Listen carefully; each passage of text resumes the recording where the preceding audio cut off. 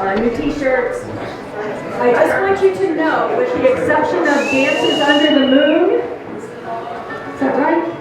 We do have long sleeve options for everything now except for the tees. That's what it is. We don't have long sleeve batikes. But if you want long sleeve tees, you can get them now. So, yeah, I heard you. Okay, we are ready to start. And, Music is on. yeah. Oh, music is on. Okay, that's fine. There you go. I'm going to turn it over to Boyd. You're up, sir. All right. So welcome everybody. It's so glad to see all of you. I was going to try and figure out how to thank the people that organized this and are responsible, and then the list got longer and longer and longer, and then we got to talking about the bus, and I'll talk about that in a minute, and it got longer and longer, and pretty soon I realized that it's every one of you who's here is responsible for being here in the museum. So, thank you all, and we're glad you're here.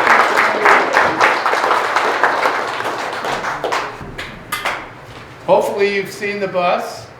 Hopefully you got a chance to hear it start up. I'll just hit you with this one quick time. We need your money. We know that there's a lot of support for it. Please feel that you can help us with work days, or if you can help us with finances. We've been working on it all year long, and you saw the product of that. And wherever Mark is, I need to thank him for all his hours. It's fantastic.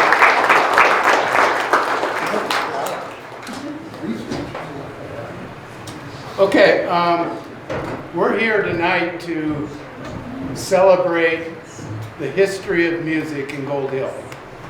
And we're going to ask you some things at the end to come on in and sit down, to think about a few things that we want you to just consider, not necessarily talk about, but consider. The question is, with music or anything about history, is what is history? Well, we're here, we're tonight, tomorrow, this is history. And so what we're trying to do with how we look at history is understand that we are going to create the history of the current events, and you're going to be living that history, and you're going to be reflecting back on it. And so history is something that we make all the time. Just like music is something that we make all the time. And so what we want to do tonight is give you a little bit of history of all the aspects, and think about threads of what you might see in the development of music throughout the town of Gold Hill, because it's been really important. But in order to do that, we need to talk a little bit about instruments. So if we go back to the beginning, when the Europeans came, the Native Americans were already here, and they had some of their instruments, primarily flutes and that kind of thing, and drums. And they made all that stuff. So what we're going to find out is that a lot of the stuff that music developed over time in the first few decades that Gold Hill was in existence, if you didn't make it, there was no music. And so in order to take a look at that, let's think a little bit about the lightweightness and people being able to transport pieces of music and instruments, that being things like the harmonica, the jaw harp, accordion, guitar, fiddle, which became very important, and then the drum. And when we talk about things like drums, one of the things that always has struck me and I think is important is a lot of the communication that took place between peoples using drums, especially in the Native Americans and especially in the slave trade. That's how they communicated between plantations, between different tribes. And so they had a whole network of use of instruments, and they had codes, and that's how they communicated. So that's how they knew about the birth of a baby. That's how they knew about somebody who had been killed or something in a wholly different tribe or a different plantation. It was all through codes. So in addition to those kinds of things were the stringed instruments. And I'm going to talk a little bit about the history of the banjo, because there's an emphasis on the banjo in some of the stuff we're doing tonight. So there was the bass and the cello, guitar, violin, and the banjo. And one of the big transitions that took place during the 1860s and 70s was changing from gut strings to metal strings.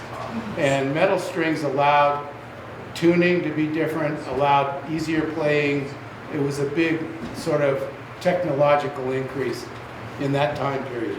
And then there was the homemade instruments, things like the washboard tub that Karen was showing somebody out on the front deck, and spoons, and just washboards. And we'll talk a little bit about that particular instrument by one of the musicians that is in our history.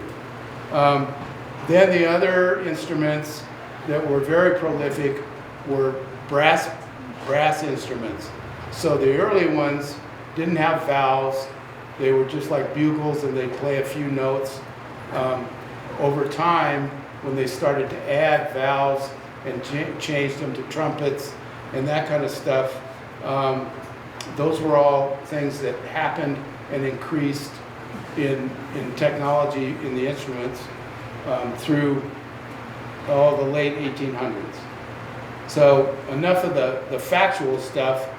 The reality is that Gold Hill had different kinds of bands, and they had a brass band, and that's what you're seeing up there. And some of you might see your relatives up there. I see Murray. Yeah.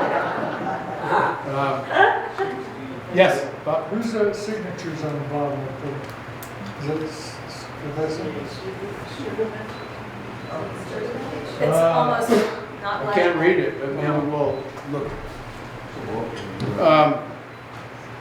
The other band that was really big was the string band. And so both of those were very important.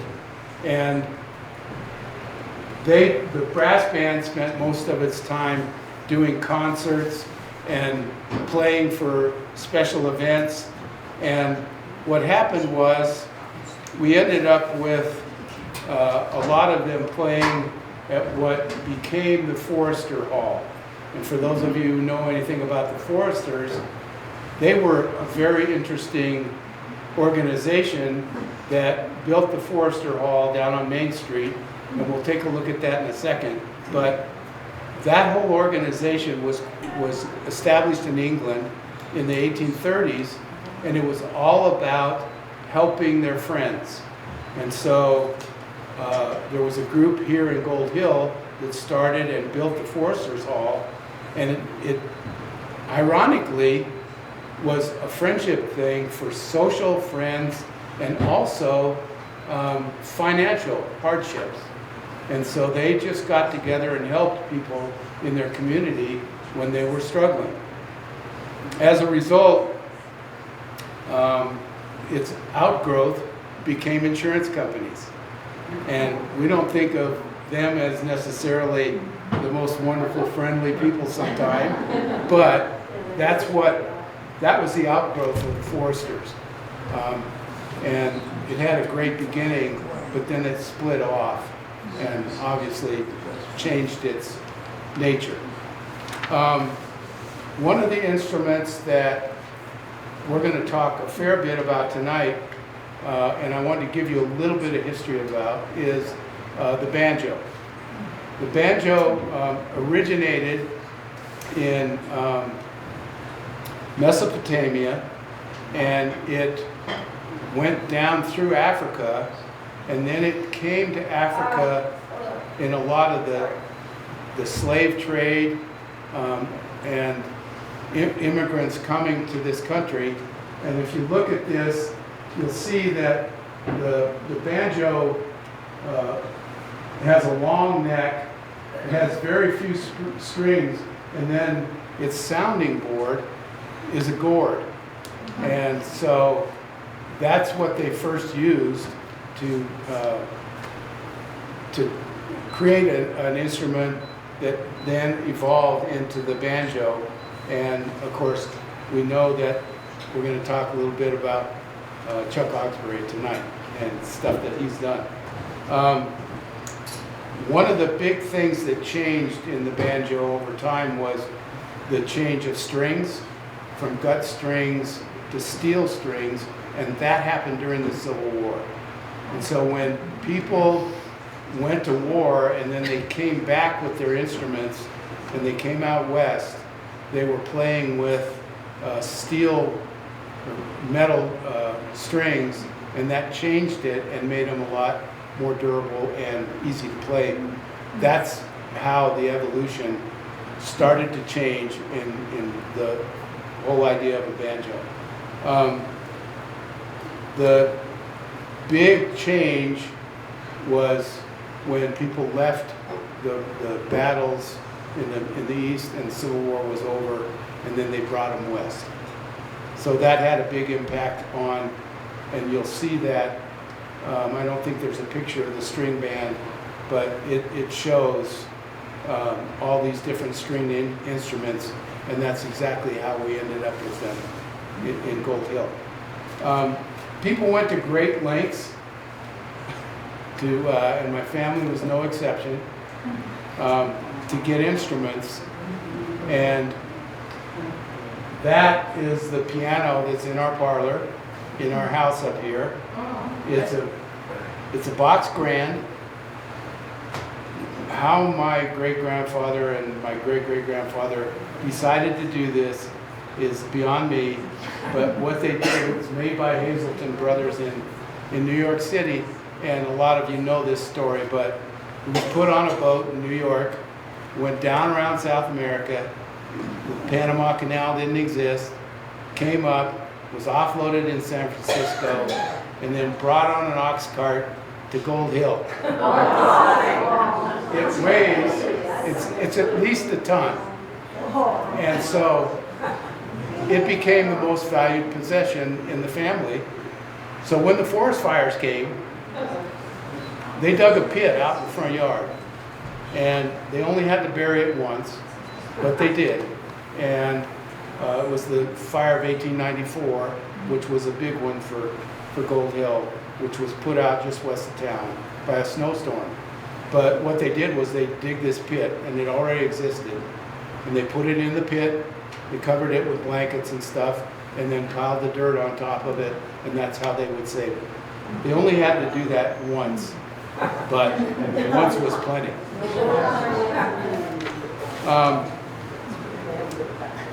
In terms of the Forester Hall, which was built down on Main Street, and the picture of it there is right in the middle, and it has the roller skating rink a little higher.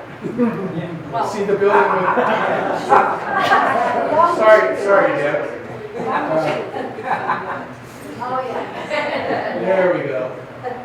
Okay, so Vertically challenged. the Foresters built that hall to have meetings, and then on the first floor to have concerts and you know, play for special events and stuff. Included in that was events that took place on the roller skating rink. Now, a lot of you know that when the rink was torn down, and you'll see it in this picture, you see the Forster Hall, and there is no rink behind it. Can you lower that sound? Is it the house?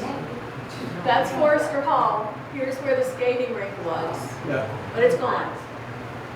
So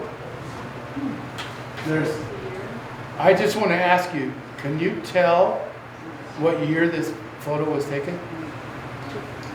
A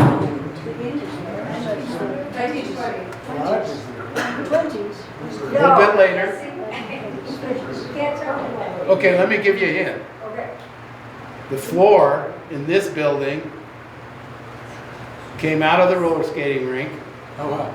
That is why it's tongue and groove white oak. There's no white oak in Colorado. They brought it in for the roller skating rink, and it was well known in the whole western U.S. as a great rink. There's a lot of stories about why it was torn down. One of them, which I like, was the miners were not the most wonderful and socially adept people. And the Bluebirds had come into town, and they tried to organize these things and these social events with the roller skating rink, and it didn't work out too well. So they ended up in what is in the literature called deconstructing the rink. They tore it down, is what it basically was. And they took the floor and brought it up here, and that's what's in here. This building was built in, when? 41. So this picture would have been sometime in the early 40s. So that's... Where's the car? Where's the what? Where's the automobile? The bus. Well, I can't see it, but if you know where Cowboy Jewelry is, and you know where the truck is from the end, the fire truck that's across the street, and one of the things that you can always identify is this structure right here. What is that? Yeah, it's the town well. Yep. And so that gives you an orientation of where the Forster Hall was. Is right basically across the street from the beer garden is where it is. Okay, so in 1886, electricity comes to Gold Hill. Well, now the Foresters are rocking, you know, they got electricity and they could party at night and all that kind of stuff. And then they decided that their benevolent society wasn't working too well. So as a result, the Forster Hall was taken down. What also happened at the Forster Hall was the Masons, the Oddfellows, the Masonic Lodge, they all took place in the Forster Hall before it was torn down. So that's where a lot of those groups met. And what they would do when they had their concerts, once a month, somebody would get a piano, not my piano, and they would bring it to the Forster Hall, and they'd have big parties and celebrations. And so it provided all these social functions, which was its initial vision. Okay, so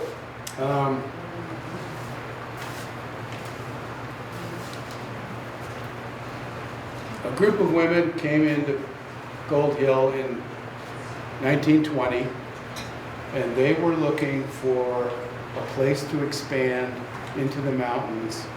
And all of you are probably very aware of the Chautauqua movement and all the stuff that was going on where the Chautauqua Hall is and all that kind of stuff. There was a group of professional women, and a lot of you know this, that came from Chicago and Kansas City, and they came here for the Chautauqua movement. Well, that was in the late 1800s and the early 1900s. In 1920, Jean Sherwood, who established the Bluebird stuff in Boulder, and I'm not going to go into all those details, she and her business manager were driving around the mountains, and they came into town, and the Bluebird Lodge, or the hotel, was abandoned. And so they bought it, and the reason they bought it is that they were bursting at the seams in Boulder, and there was a group of women in the Bluebirds that had decided they wanted to be in the mountains. They didn't want to be in Boulder. They wanted to do, and Chautauqua was all about the arts and music and culture, and they wanted to do all their stuff up here. So they came up and they wanted to ride horses at what we now call the Colorado Mountain Ranch, which was then M&M, and that's two women who ran the ranch. They wanted to hike, they wanted to camp, they wanted to cook in the wilderness. They wanted to do all those mountain things that I think most of us love doing, and they didn't want to spend their time doing their cultural stuff just in Boulder. So they came up here, and what was unique about it was they ran this cooperative.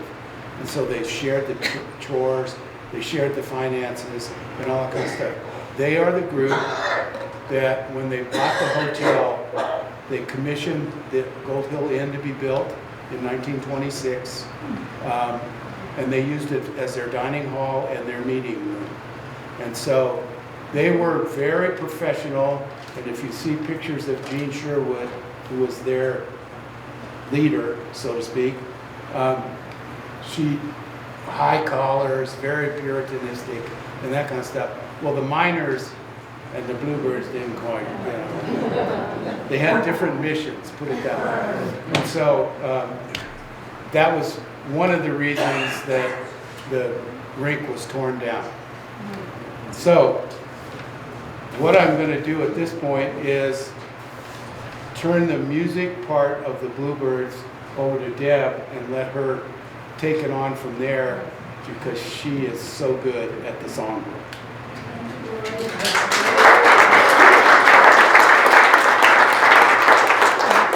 One of the things that was unique about Bluebirds is that they came back year after year after year. For $10, they could come here for 2 weeks.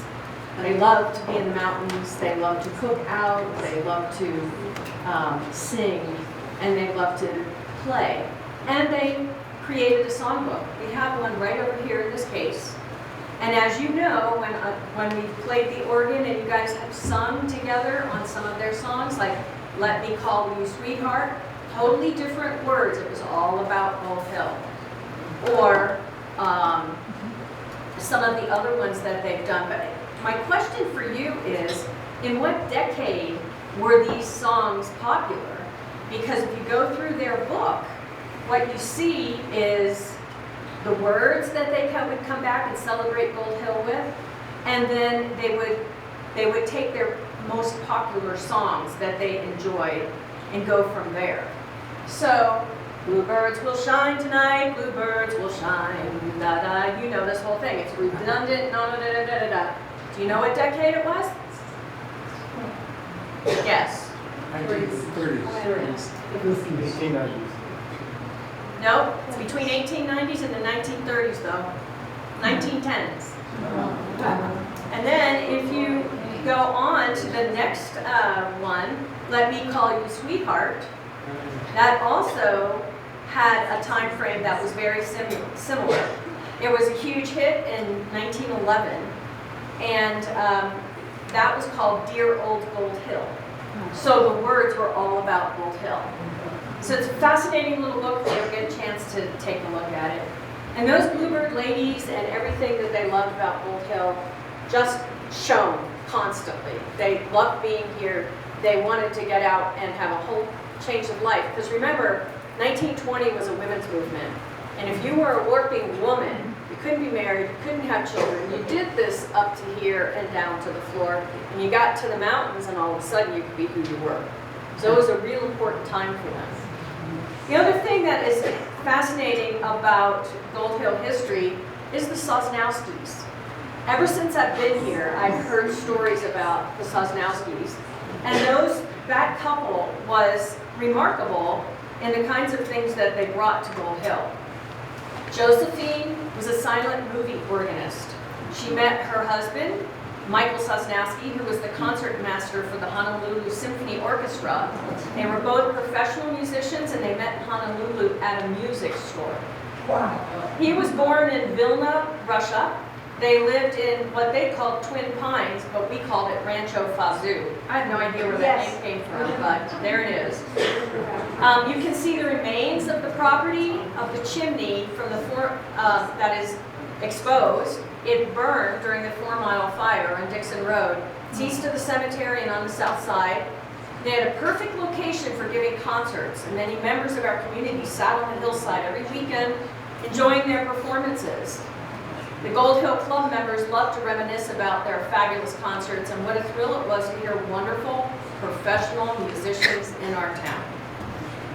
So that takes us into the early 1960s and the arrival of Crystal and Bill Atkinson, who moved to Gold Hill, raised their family, and played lots of music. They didn't know how to read music. Everything was done with chords and ear. It was fascinating to try and play with them because I'm classically trained, and it was hard for, I'd say, well, what key do you want to play it in? I don't know. You just start playing and we'll find you. And that was told to me once before when I was a teacher and I was back in Maryland and I was doing a class on music with my little kids. And I brought in a group of local musicians from the mountains. I was in like Deliverance is where I was. North of DC, south of the Pennsylvania line, up in the mountains, and Camp David was about 3 miles away. And I remember bringing in all of these musicians, and I spent the whole day, and I had my kids coming in different classes, and they would do all these things, and they said the same thing to me: you just start playing, and we'll find you. And that's how they were doing it. So Crystal and Bill did that. They played fiddle, banjo, guitar, and they would oftentimes leave home around 6:30 at night. And they'd go down to the Pearl Street Mall and Busker, and they'd be coming home at 1 or 2, and then they'd sleep until 11 o'clock the next morning, so you didn't dare call them. But anyway, it was always great fun to just listen to them, and Bill just loved to sing his old songs. During the summer months, they always had a gathering, and they were all musicians, and all day long you would hear people playing at their house. Sadly, Bill just passed away in April, and we miss him. They were quite a fine couple, and Crystal is now in Oklahoma.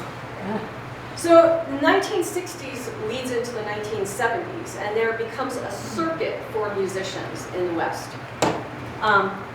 Judy Collins, Stephen Stills, Richie Furay, David Crosby, Ramblin' Jack Elliott, Joan Baez, the Dillards, Mike Seeger, Peter Paul and Mary, John Hartford.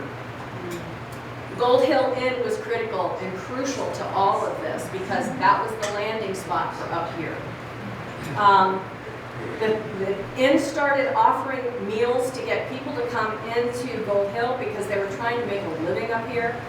And that's what Barbara did. She created this European style of 6-course dining. But she realized that, if I could control that sun, I'm sorry, I would. But anyway, she realized that music would help promote what was going on. Over the years, the inn was home to a myriad of musicians, as is evidenced by the music, the photos of the musicians on the wall in the Gold Hill Inn. If you ever go back and use the restrooms, the wall is full of pictures. Plus there are others in the Gold Hill Inn of many, many people who played there over the years. When you think about how long ago that was, they've gone through decades of music at that location. And one of their favorites was the Dillards.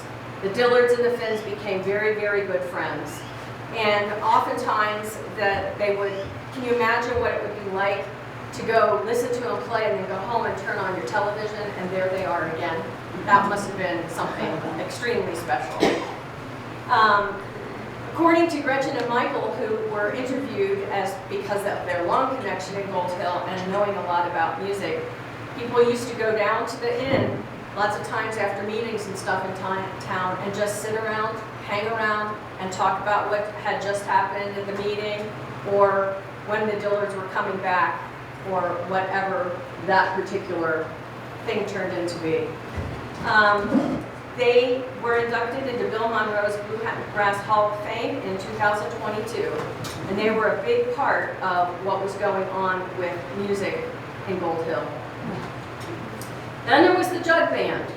That's Boulder's own, Gold Hill's own, and the band was made up of many scientists who worked at the Bureau of Standards in Boulder, and they would show up at the inn frequently just to play. And you saw some 2 wash tub basses back there on your way in. Karen Simmons is making one of them, or made one of them, and Chris Gibson has one of her own. That's exactly the kind of thing that they were doing with the Jug Band. Someone asked them, why do you like to come up here? You just all bring your instruments and you come up here. Why do you like to do that? And their collective answer, because the beer is free. So they would hang out, play their music, and move from there.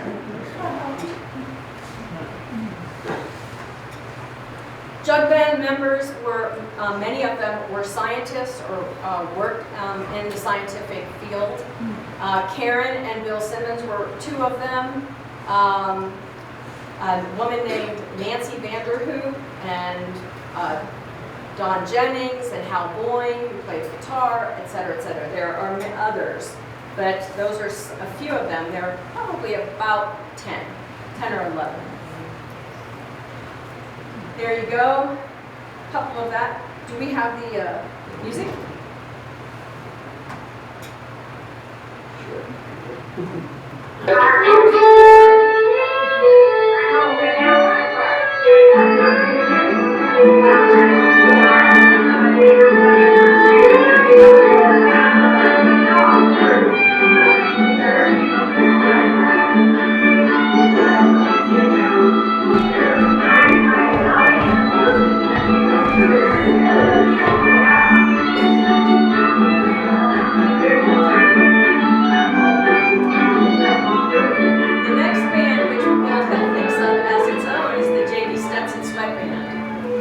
They also played at Gold Hill Inn. They had a gentleman there by the name of Frank Edmondson, and he was came from Denver as a singer-songwriter, and he just happened to join in with them. So it's Larry and Frank and Roger Bresnick, and they got Murray into the band. Murray played drums, and Fritz played the bass, and so that was considered a very local band. And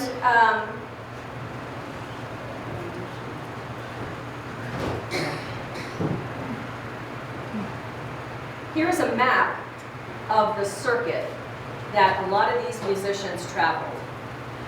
It's a little hard to see, but number 4 on that map is where Gold Hill is. So they kind of work their way around all of these different things. And if you look at some of the people that we mentioned before, they were on that circuit then. They were trying to make a living and going to all these places where they knew that they could get some food, they could play more music with more musicians, and learn a lot more about what was going on. Hot Rize, one of the local bands in the Boulder area, Molly O'Brien, Tim O'Brien, and Charles Saltel. He was a bluegrass musician who was from Texas, and he played with Hot Rize. And he was what the the stage is named the Charles Sawtelle Stage at the Gold Hill Inn. Gold Hill Inn has had many tributes to him. Sadly, he died at the age of 52, but Gold Hill is still honoring all the stuff that he was part of as well. Frank Edmondson, who was pictured earlier, who came up from Denver, ended up going, met up with Alison Krauss and moved to Nashville. Sadly, he passed, but that was where he left here to go work with her. So these are some of the photos from the wall in the Gold Hill Inn. And as you can see, there's quite a lot of them. Bonnie and the Clydes is more current. David, I was talking to the other day, and he said, I've been playing music in Gold Hill for over 40 years. So, it goes on. Mason Williams, Stephen Fromholtz, Commander Cody and the Lost Planet Airmen. I have a story to tell you about that. I attended a concert at the Inn one night, and they were playing. We were supposed to play outside. They came in because of inclement weather, and I was sitting there, and I thought, I'm going to time it and see just exactly how long it takes for this group of people to get up and dance. Any ideas? 5 minutes. 2 minutes, 60 seconds. 1 minute. 8 seconds. It was fun.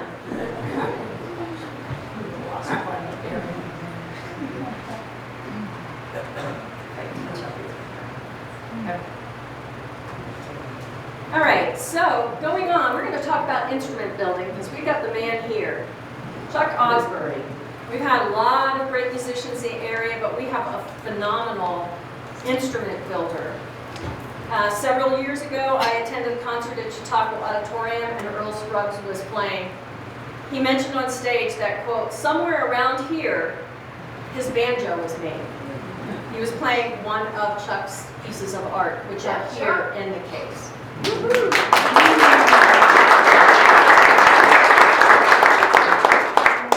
So Chuck moved to Colorado in 1956 from Kentucky, where he really got into bluegrass music.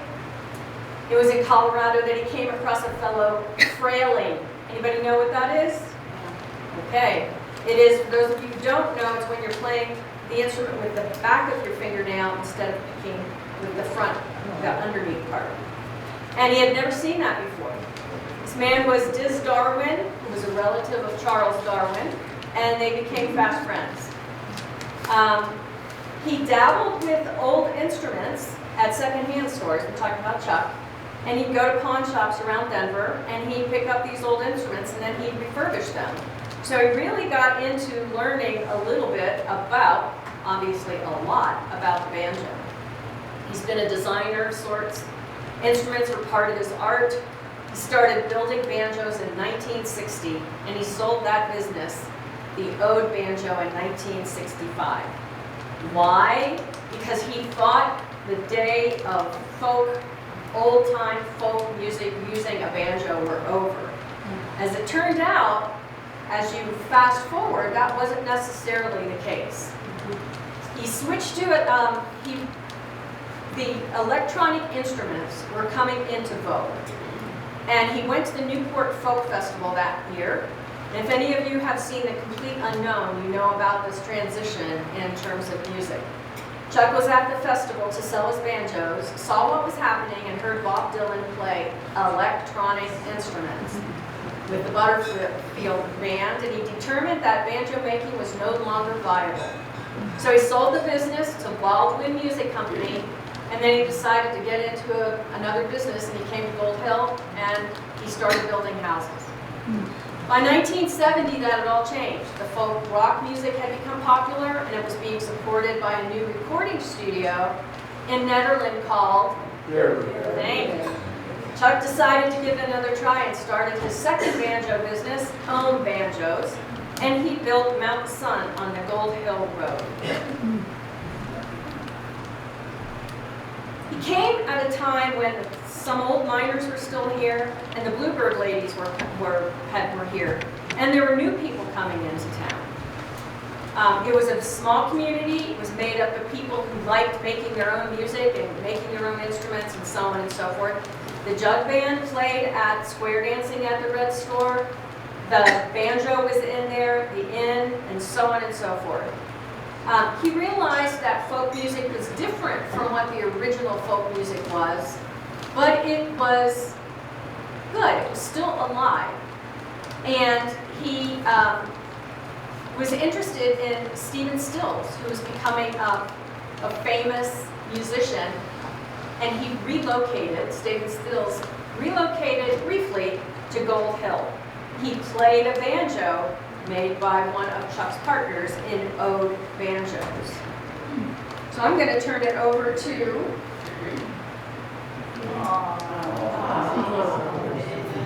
Zen, you were so cute. You still are.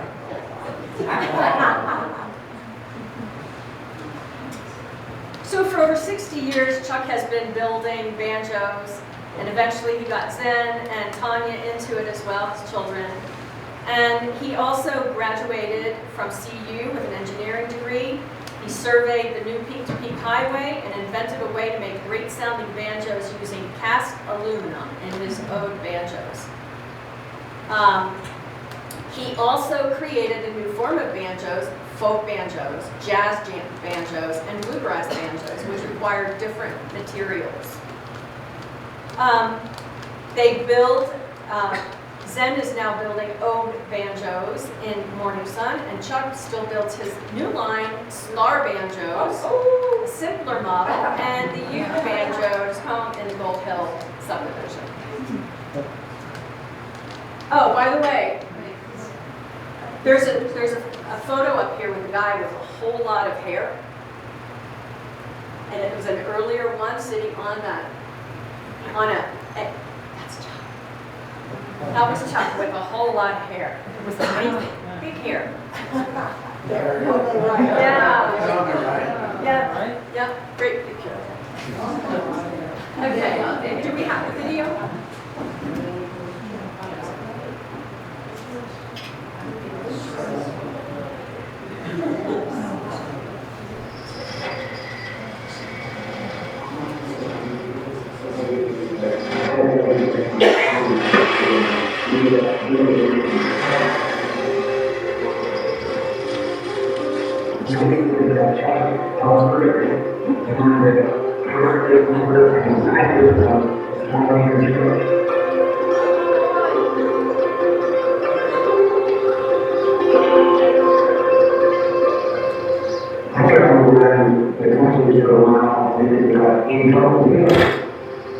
The time your birthday was all day was coming back, and it was never relaxed. So we do it, whatever it was, and I know I have a special time over and over.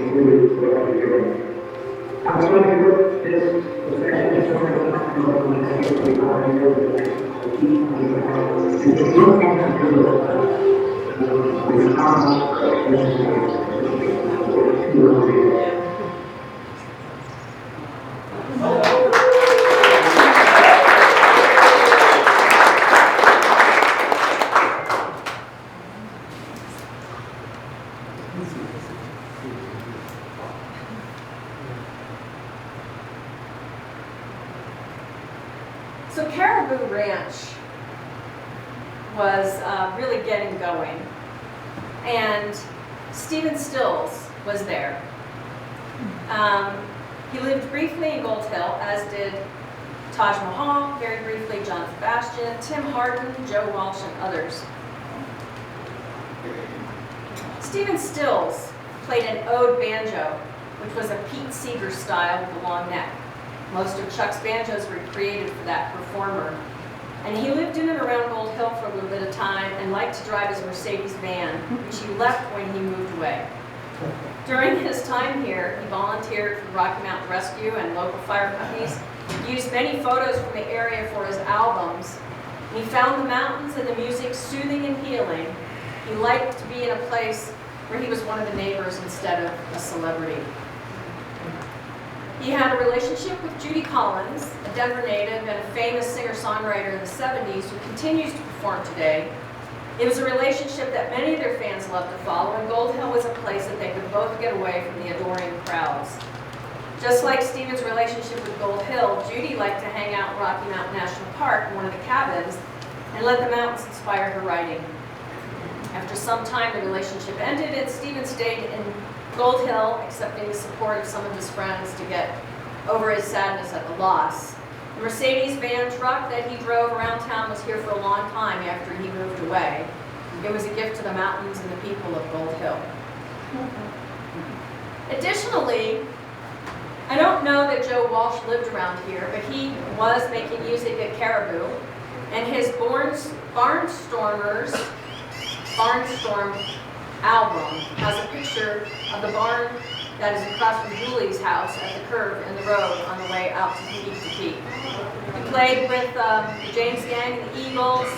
His breakout solo album was Barnstorm. His relationship with Gold Hill is a perfect example of how people who came to Caribou may have ended up being in and around our town. He didn't live in Gold Hill, but his life did have a relationship with our town. And then there was Stephen Fromholz, singer and performer from Texas. He became Texas's poet laureate, was known as the man with the big hat. He's sitting here in his little cabin in Gold Hill where he lived with his sweetie named Jamie. And together they created a restaurant in our town and got to know many of the locals. What was the restaurant's name? Anybody know? What was it? Okay. I don't know. I'm asking. I have no idea. But somebody could look it up, figure it out. Janie said, that old enamel pot was perfect to percolate coffee on the wood stove. We bought coal by the ton and hauled water in 5-gallon jerry cans. Stephen returned to perform once again at the Gold Hill Inn. He spoke of his physical challenges and his love of our town. And Gold Hill thought of him as one of their own, and he knew many people on a first-name basis. He passed away in April of 2014. And he had written a song for Stephen Stills, even though he had never met him. He was impressed by Stills' artistry and his talents, but had no idea that they were living only a hillside apart. Someone introduced them, and Stills invited Stephen to join him in his new band, Manassas. Stephen accepted the offer, but only lasted one tour. Stephen was a big personality from Texas, on and off the stage, and he continued to refer to Stephen Stills as Stubby in public and on the stage. Stephen mentioned when asked why he left the band, he said, "I did too much cocaine and couldn't handle the altitude, so I left." And then there's Washboard. Washboard Chaz and Friends.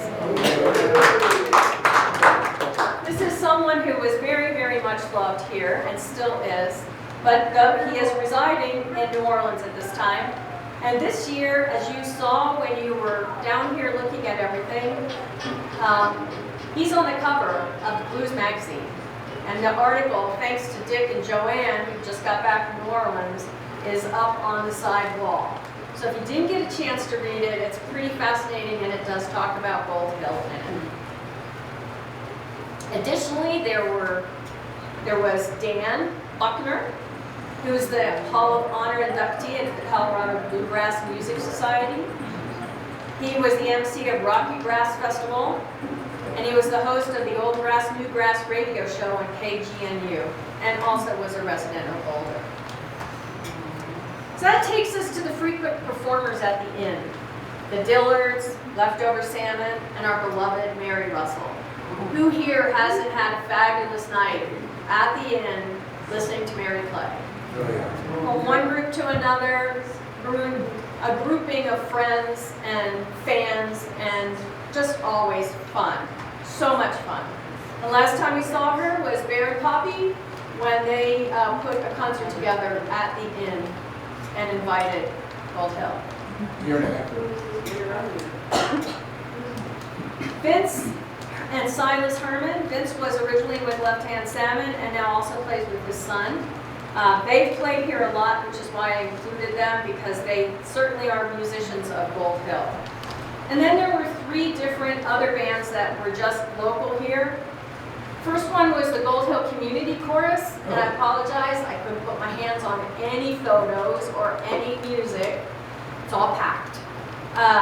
But the Gold Hill Chorus started in the 1990s and finished in the early 2000s, and it was just a group of people in Gold Hill who sang, and we had a chorus. And we sang for like 7 or 8 years. The Pine Bark Beetles came up because we had a pine bark beetle epidemic, and we were tired of listening to it and watching all the trees die. And so there were a group of us that were part of that chorus, and we decided we wanted to sing some more. So we created some street art, and we rewrote the words to about 10 Beatles songs, just like the Bluebirds did. And we made up this story about the Pine Bark Beetles, and wonderful John Latham wrote the poetry and the prose for it. We just had so much fun performing that. It was a great time. And then the last one was No Bird Ever Flew, which was a band of local people, and it lasted about 3 years. So that was more. Hayden Davis. He's an example of a musician in this town who was a gifted performer, producer, composer, an educator bridging classical, jazz, and hip-hop genres, who grew up in Gold Hill, cared about his community, and spent a lot of time at the ranch, and played for events at the school and the town, and different fundraisers. He was always available to us in Gold Hill, and he cared deeply about the forest and health. He was a terrific soloist, and also had a band called Ojo de Luna. They played at the Gold Hill Inn and around the greater Denver area, and opened up for Devotchka and beyond. He continued his classical studies, composition at the University of Colorado, where he was working on his master's program. Do we have the video? Or the,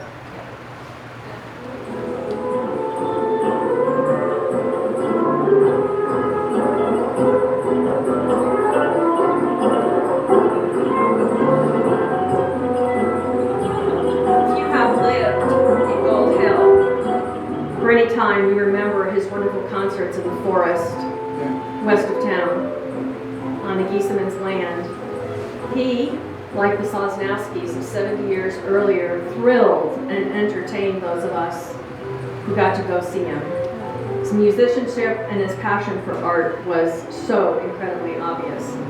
We sat on the hillside west of town listening to him play, and we were deeply honored to have known him and miss him very much.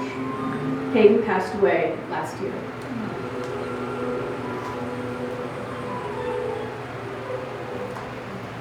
Another band that is really developing a huge following is Moors and Macumber. And for those of you who don't know it, July 8th at the Gold Hill Inns, Wednesday night, they're playing the Gold Hill concert. And get your tickets.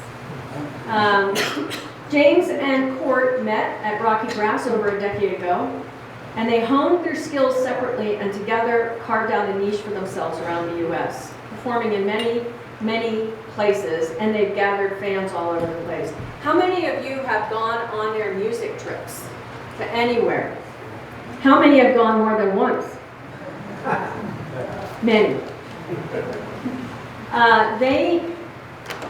They survived the pandemic.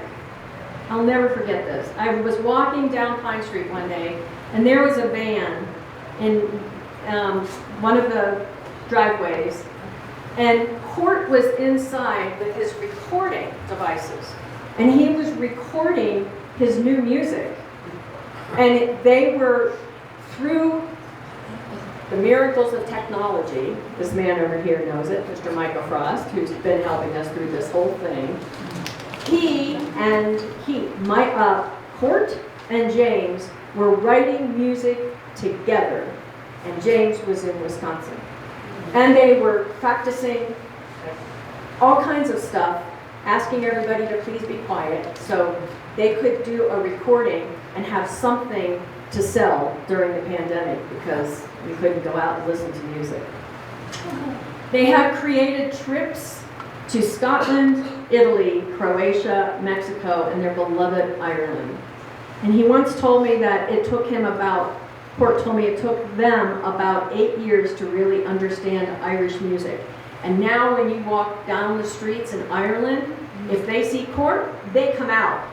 These people know Court and James because they've been to Ireland, I think it's 20, 30 sometimes because they go twice a year. It's amazing. Their talent musicianship is extensive and they're loved by fans everywhere. So if you get a chance to go see them, please do. Additionally, we have some of the local musicians who play with Court when he's in town and not traveling. One of them is a group called Court, Maddie, and Friends.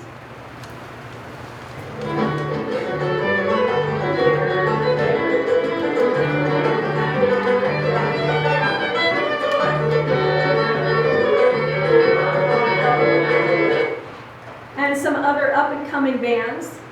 Two members we were thinking we were going to see tonight, but they didn't make it.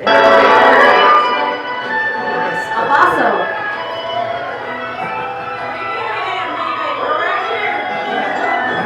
You're here? Of course we are.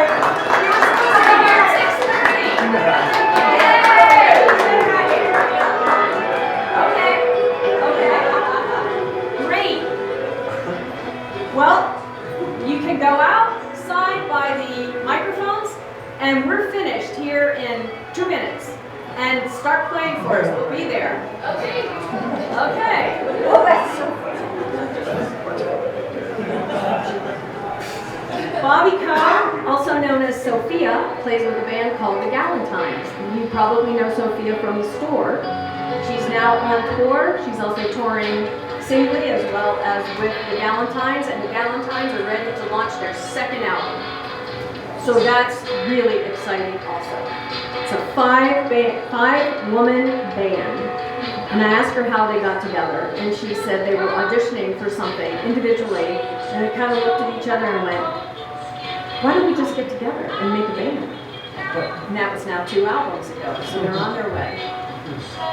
And then we're going to take you to the very last one, which is Moors and Macumber, and an interview that I had the pleasure of doing with Court. But we're going to listen to, oh yeah, we just heard the Galentines. Okay. So, 4 string? That's the 5-string home. 5-string. It's the Jubilee. You're Yeah. going to take us to the end of this time together? I can, like another, this next song, Old Friend, was written on 5-string banjo. But it was written on a friend that gave me an old Gibson Offenbach. And I was stuck. We were playing a gig in the middle of Nebraska, and I was kind of missing home, and I just seen a post from Amy and a friend that she had just gotten reconnected to, that she went to college with in Connecticut. And the post I saw was an old picture of them, and then just the comment of it takes a long time to make an old friend. I'm like, well, that's a neat line. So I picked up my friend John, who she had just reconnected with, that gave me this banjo, and I was sitting in this dumpy motel in the middle of Nebraska, and I started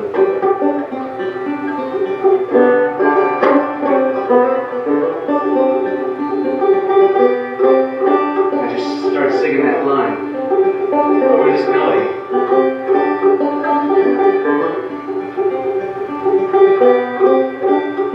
It takes a long time to make an old friend.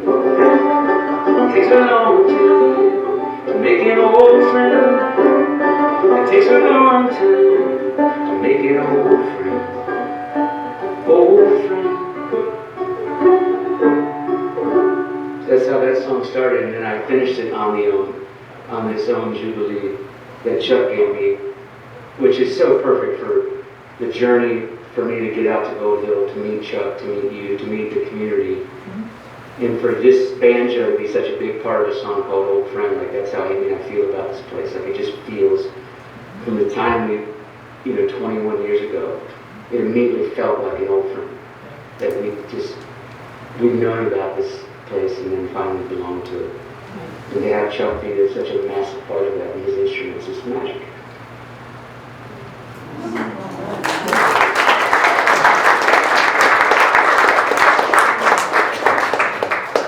So in the beginning were the miners, and they were followed by the bluebirds, and they were followed by the hippies, and those people who just wanted to go be on their own. Raise your hand if you were here in the 70s and you were living the lifestyle. A lot of us around there. So onward we go with the musicians, and through it all, Gold Hill keeps moving on. And there's a common thread through all of that. But the interesting thing to me is we are now in another one of those times. We see tons of athletes coming into town, runners, bicyclists, all of these fabulous musicians that want to play in Gold Hill. We talk to people on the street who are here for concerts, and it's like, we just love this place more than any other place we've ever been. There's no place like Gold Hill. So here we go. I'm wondering if it's not the musicians that take us into the next era. Thank you so much for being here. Your patience and your participation. Anybody wants to donate to the bus or donate to the museum or wants a t-shirt, please join back here. We've got Kaylin and Jonathan out here on the side. If you brought any instruments for jamming, go out to the south side where you just were and let's listen to what they are. Thanks again.